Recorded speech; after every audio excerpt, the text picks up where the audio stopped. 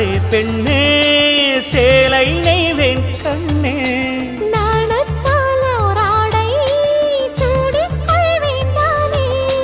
பாயாகும் அடி சொல்லாதே பஞ்சனை புதையல் ரகசியமே சாய்ந்தாடும் சங்கில் துளி பட்டாலும் முத்தாகிடும் முத்துண்டே செம்பூவே பூவே உன் மேகம் நான் வந்தால் ஒரு வழியுண்டோ மன்னவன் விரல்கள் பல்லவன் ஒளியோ படை கொண்டு நடக்கும் மன்மத சிலையோ இமைகளும் உதடுகள் ஆகுமோ